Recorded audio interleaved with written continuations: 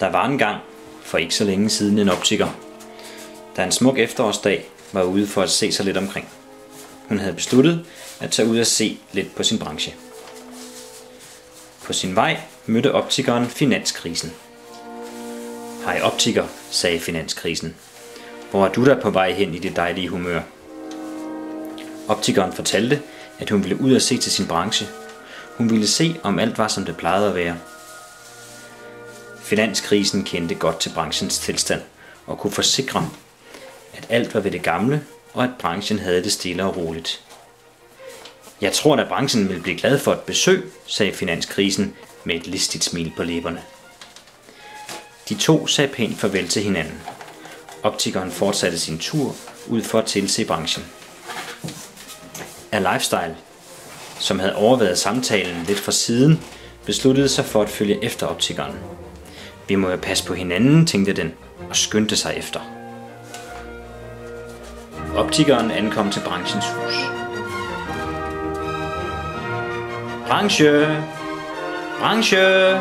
Råbte optikeren og ventede fortvivlet foran døren. Hvad optikeren ikke vidste var, at finanskrisen var kommet først og på et splitsekund havde slugt branchen. Det var længe siden, at optikeren havde været ude at se på branchen, og hun havde derfor lidt svært ved at genkende den. Jamen, sikkert dog nogle store ører du har. Det er så jeg bedre kan se de signaler der kommer, sagde finanskrisen. Jamen, sikkert dog nogle store øjne du har. Det er fordi, jeg skal kunne se, hvad der sker omkring mig, svarede finanskrisen. Jamen, sikkert dog en stor mund du har. Det er fordi, at jeg skal kunne sluge jer alle, sagde finanskrisen og sprang ud af sengen, hvorefter den i en mundfuld slugte optikeren. Finanskrisen blev træt af alt det, den havde spist på så kort tid, så den ville tage sig en lur. A Lifestyle havde overvejet det hele, så da finanskrisen sov, sneg han sig ind til sengen. Han tog sin store kniv og skar igennem.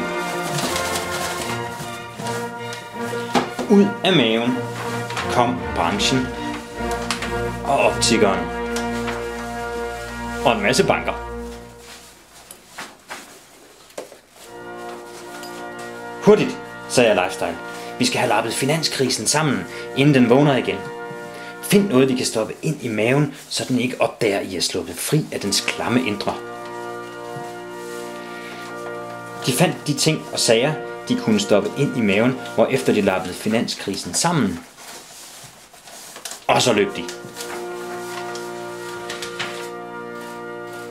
Da finanskrisen vågnede igen, havde den ondt i maven og havde ingen kræfter til at skulle på nye eventyr, så den blev liggende og døde stille og roligt.